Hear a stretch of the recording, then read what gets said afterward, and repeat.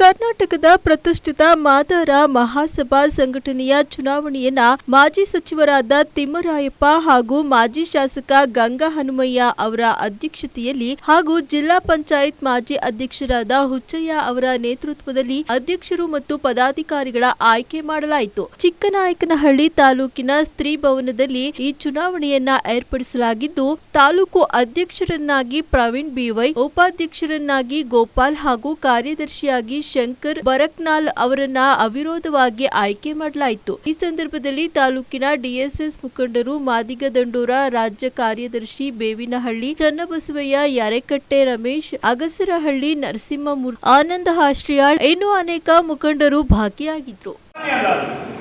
ಗ್ರಾಮ ಪಂಚಾಯತ್ ಸದಸ್ಯರಾದ್ರೆ ಕನಿಷ್ಠ ಪಕ್ಷ ಆ ವಾರ್ಡ್ನಲ್ಲಿರುವಂತಹ ಜನರಿಗೆ ಒಂದು ರಸ್ತೆನೋ, ನೀರಿನೋ, ಕುಡಿಯೋಕೆ ನೀರೋ, ಯಾವುದೋ ಒಂದು ಮನೆನೋ ಕೊಡೋದಕ್ಕೆ ಶಕ್ತಿ ಇರ್ತದೆ.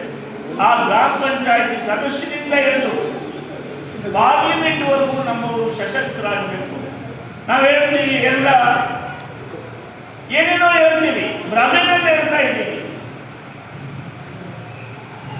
ಆ ಭ್ರಮೆ ಬಿಟ್ಟು ನಿಮ್ಮ ಪಕ್ಕದಲ್ಲಿರೋ ಪರಿಸ್ಥಿತಿ ಏನಾಗಿದೆ, ಅವ್ರ ಪಕ್ಕದಲ್ಲಿರೋ ಪ್ರಶ್ನೆ ಏನಾಗಿದೆ ಅನ್ನೋದನ್ನು ಅರ್ಥ ಮಾಡಿಕೊಂಡು ನಾವು ಬೆಳೆಯೋದನ್ನು ನೋಡಬೇಕು. ಇವತ್ತು ನೀವು ಎಲ್ಲ ಯೋಚನೆ ಮಾಡಿ, ಈ ಸಮಾಜದಲ್ಲಿ ಕಟ್ಟ ಕಡೆಯ ಜನ, ನೊಂದು ಬೆಂದು ಸಾಯ್ತಾ ಇರುವಂಥ ಜನ ಯಾರು ಅಂದರೆ ಮಾದಿಗ ಸಮಾಜ. ಇನ್ನು ಉಳಿದವರೆಲ್ಲ ಪೂರ್ವೊಂದು ಜಾತಿಯಲ್ಲಿರುವಂಥ ಪರಿಶಿಷ್ಟ ಜಾತಿಯವರು ಎಲ್ಲರೂ ಉತ್ತಮವಾದಂಥ ಮರ.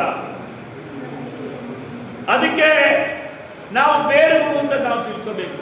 ಬೇರು ಭದ್ರ ಇದ್ರೆ ಮರ ಭದ್ರ ಇರ್ತದೆ. ನಮಗೆ ಬೇರಿನ ಅರಿವೇಳದಲ್ಲೇ ಅರೆಪ್ರಜ್ಞೆ ಇರುವಂಥ ಹುಚ್ಚರಂಗೆ ಆಡ್ತಾ ಇದೀವಲ್ಲ, ಒಬ್ಬರು ಮಾತು ಒಬ್ಬರು ಕೇಳಿಸೋದಿಲ್ವಲ್ಲ, ಅವ್ರೇನೋ ಹೇಳ್ತಾ ಇದ್ದಾರೆ ಅಂತ